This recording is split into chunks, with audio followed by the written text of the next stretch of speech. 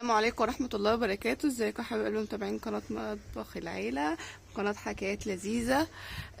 يا رب تكونوا اوقات كلها خير وبركة وراحة بال. النهاردة هنعمل مع بعض معشوقة الناس، يعني الناس في ناس كتير بتحبها جدا. هنعين الجبنة في الجرة عشان تبقى جبنة قديمة كده او جبنة حادقة زي ما بتحبوا تسموها.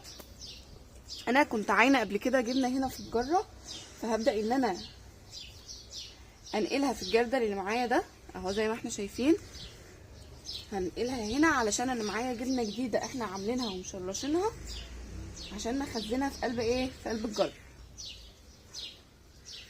هنبدا ننقلها كده، ننقل كل الجبنه اللي معايا هنا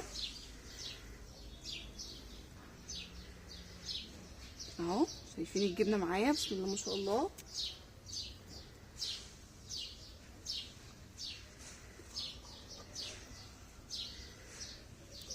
دي جبنه قديمه يعني، شايفين حلاوتها.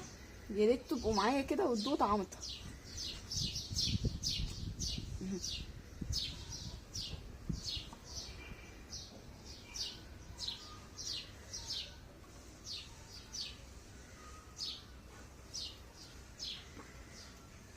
دي جبنه معايا اللي احنا مشرشينها، احنا عاملينها هنا في البيت، ما بنشتريهاش، احنا عاملينها وبنشرشها وبنعينها في قلب الجره كده عشان تبقى جبنه حادقه.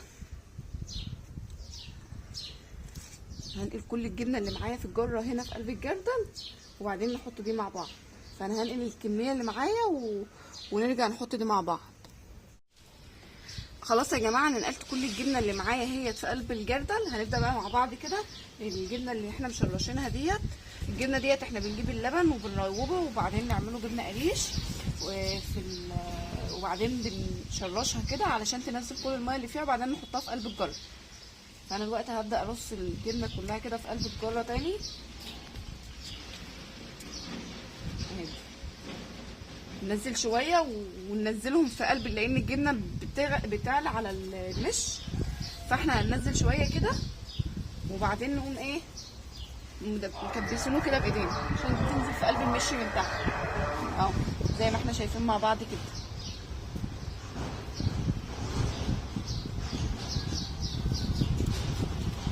في ناس هتقولي بقى ده انت بتشتغلي بايدك ويع وقرف. لا، احنا بنبقى غاسلين ايدينا كويس قبل ما بنشتغل بايدنا، وكلنا بنشتغل بايدينا يعني.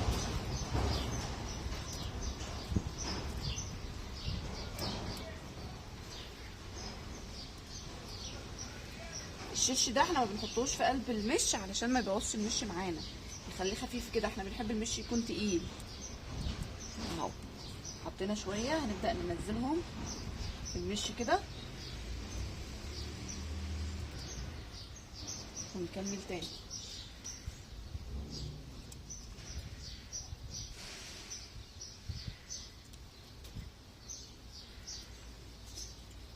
في ناس بتبقى مثلا عندهم حساسيه من الحاجات الحادقه وكده، دي ممكن تلبس قلافز في ايديها، ممكن تستخدم اي حاجه تشتغل بيها.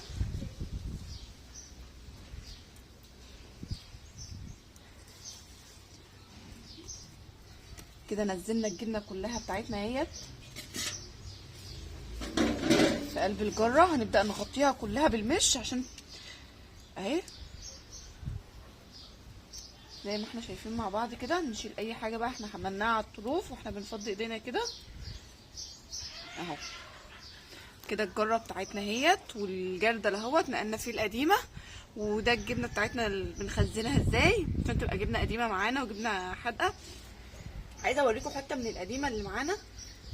شايفين لونها بيبدا دي كمان يعني لسه ما ادمتش قوي، لان احنا دي حطينا بقالنا فتره قليله. شايفين الجبنه عامله ازاي وحلاوتها بقى، مش قادره اوصف لكم. للناس عشاق الجبنه الحادقه دي مع طماطم بقى وعيش وكل احلى جبنه. وده كان الفيديو بتاعنا، يا رب يكون عجبكم، ولو عجبكم متنسوش الاشتراك في القناه وتفعيل الجرس عشان يوصلكم كل جديد.